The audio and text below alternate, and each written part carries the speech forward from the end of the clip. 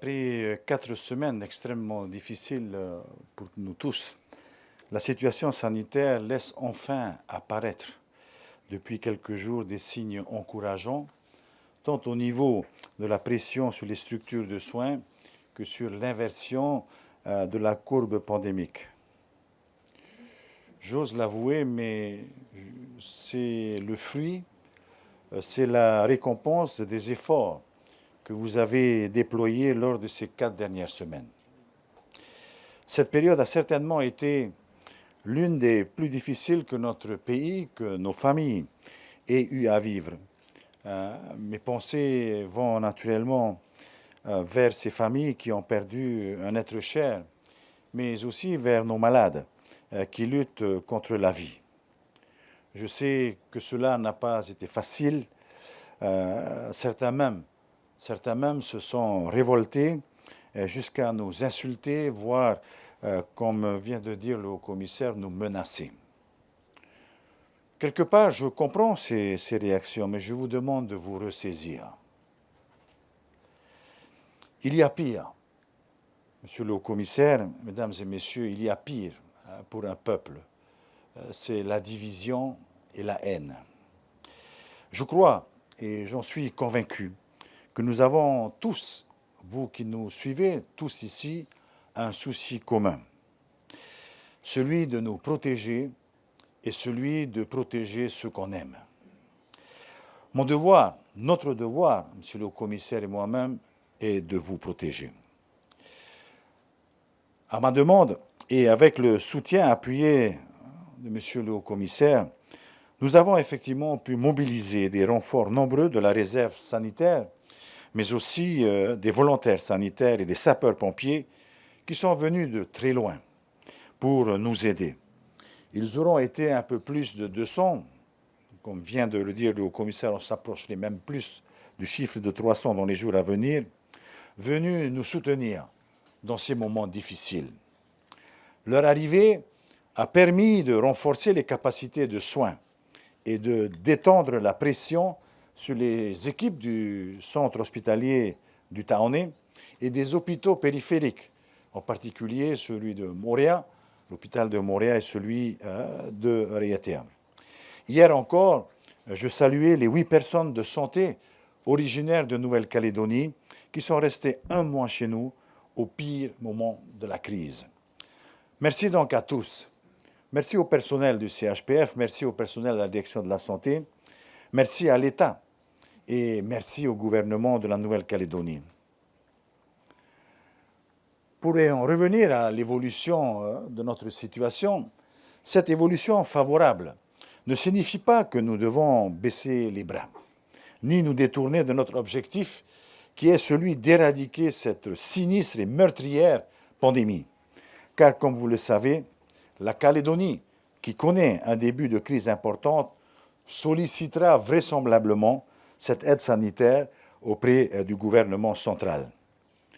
D'une part donc, la campagne de vaccination doit se poursuivre et nous avons encore du chemin à faire pour atteindre ce que les médecins appellent l'immunité collective.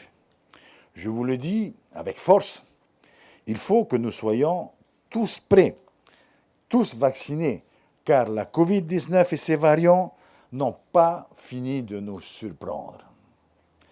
Seuls aujourd'hui, les chiffres nous éclairent et nous guident. Comme vous savez, je suis moi-même effrayé par le nombre de décès, 585 aujourd'hui, en y ajoutant les 2 décès des derniers 24 heures. Il est un fait que plus de 90%, comme on vient de le rappeler, d'entre eux n'étaient pas vaccinés ou ont reçu qu'une seule dose. Il en est de même pour ceux admis en hospitalisation dans un état grave. Et bien sûr, leur état de santé dégradé pour cause de comorbidité a été à la base de l'aggravation de leur santé, les conduisant au pire. D'autre part, la situation reste préoccupante. Au regard du nombre encore élevé des malades hospitalisés, tant au niveau de la réanimation que du nombre de décès journaliers.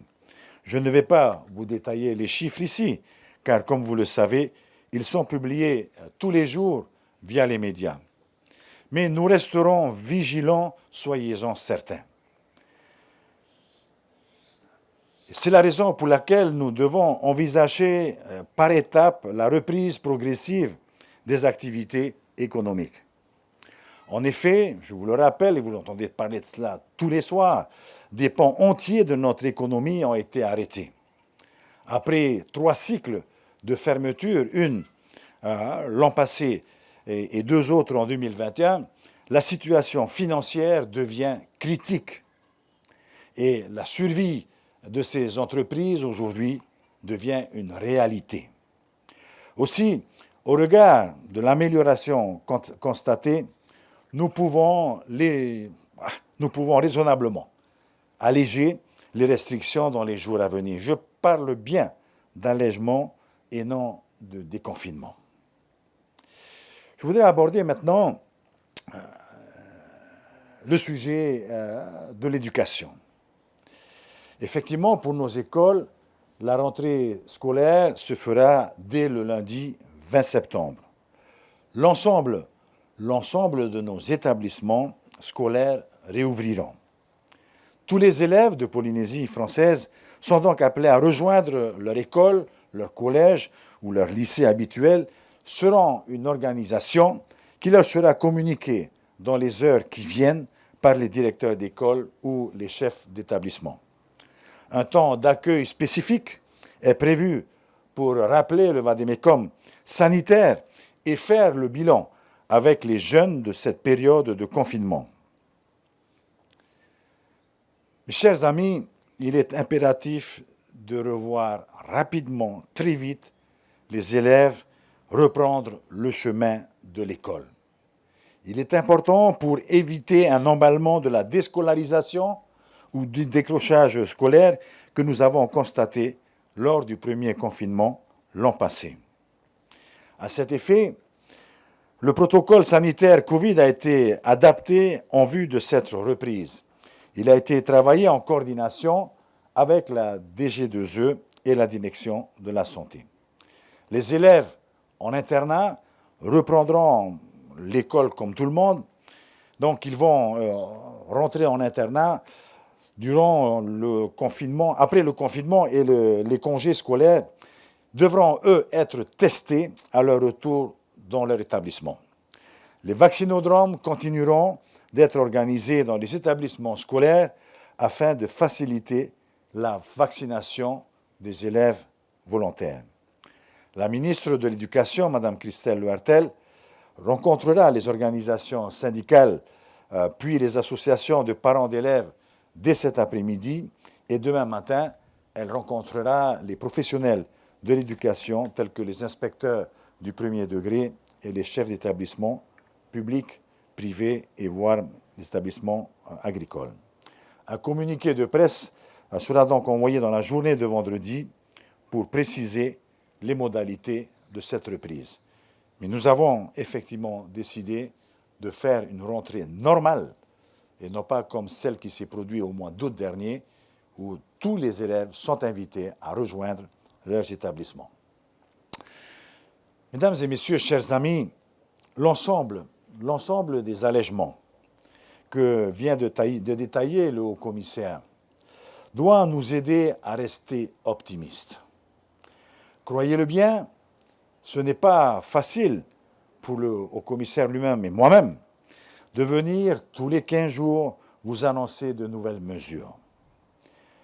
Nos responsabilités commandent à le faire dans notre intérêt commun, dans l'intérêt bien compris des uns et des autres, et ce, malgré nos points de divergence. Et bien sûr, je vous invite à poursuivre le maintien des gestes barrières que nous connaissons tous par cœur. Poursuivons nos efforts de vaccination et je compte sur une mobilisation de tous pour convaincre ceux qui doutent encore de l'efficacité de ce vaccin. Je vous remercie.